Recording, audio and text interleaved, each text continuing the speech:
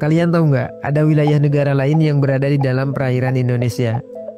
Nah, salah satu negara tetangga Indonesia adalah Republik Palau. Negara di bagian barat Kepulauan Caroline di Samudra Pasifik ini merupakan negara kepulauan dengan lebih dari 300 pulau, yang sebagian besar merupakan pulau karang dan vulkanik. Negara ini berbatasan laut dengan Indonesia di sebelah timur laut. Pulau Tobi dan Karang Helen merupakan daratan milik Republik Palau yang paling dekat jaraknya dengan Indonesia. Pulau Tobi dan Karang Helen ini merupakan salah satu negara bagian di Republik Palau yang dihuni oleh 39 orang saja pada tahun 2020. Pulau Tobi dan Karang Helen ini berjarak sekitar 120 mil laut dari Pulau Fani yang merupakan base point atau titik pangkal laut Indonesia. Sedangkan Indonesia mengklaim batas zona ekonomi eksklusif sejauh 200 mil laut.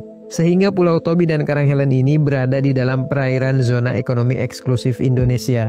Indonesia menarik batas zona ekonomi eksklusif sejauh 200 mil laut karena menganggap Pulau Tobi dan Karang Helen termasuk ke dalam kelompok pulau kecil yang tidak berhak atas zona ekonomi eksklusif berdasarkan Konvensi Hukum Laut PBB 1982. Menurut Indonesia, Pulau Tobi dan Karang Helen hanya berhak atas laut teritorial saja sejauh 12 mil laut. Sehingga Pulau Tobi dan Karang Helen ini menjadi enklave di wilayah klaim zona ekonomi eksklusif Indonesia.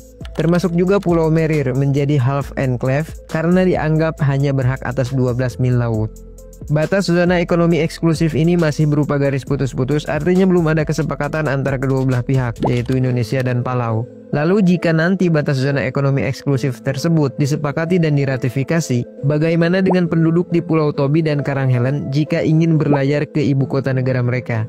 Nah, berdasarkan hukum internasional, kapal asing boleh berlayar di zona ekonomi eksklusif negara lain selama tidak melanggar hak-hak berdaulat atas sumber daya alam di zona ekonomi eksklusif negara tersebut, seperti melakukan eksplorasi, eksploitasi, konservasi, dan pengelolaan sumber daya alam, kecuali mendapat izin dari negara yang bersangkutan.